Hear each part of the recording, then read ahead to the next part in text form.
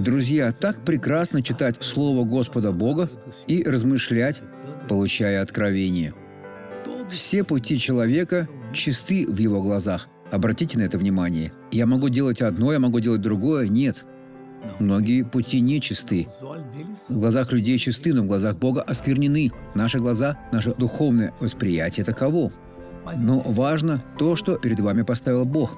Этот путь чист. И сказано так. Но Господь взвешивает души.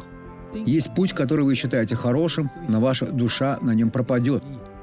На нем нет чистоты от Бога, нет откровения Слова. Вы хотите быть счастливыми, чтобы лукавый никогда не искушал и не победил вас?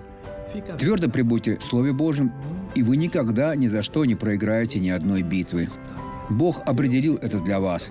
Примите, поскольку во Христе Иисусе мы все одолеем. И так будет всегда, во имя Иисуса. Посмотрите это свидетельство. Вы взволнованы? Да. Почему вы взволнованы?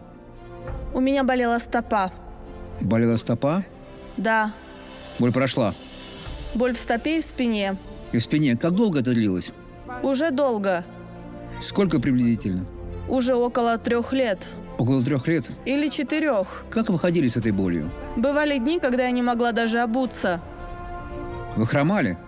Да, доктор Суарес. Как вы ходили до молитвы? Я ходила так. Так? Теперь ходите нормально. Идите нормально. Все, готово. Слава Богу. Теперь я хочу помолиться. Отец, я объединяю свою веру с верой этого человека. Я запрещаю дьяволу касаться его. Я говорю, дух сомнений, дух беспокойства, страдания. Оставь эту жизнь во имя Иисуса. А вы скажите, я верю. Благодарю, Иисус. Аминь.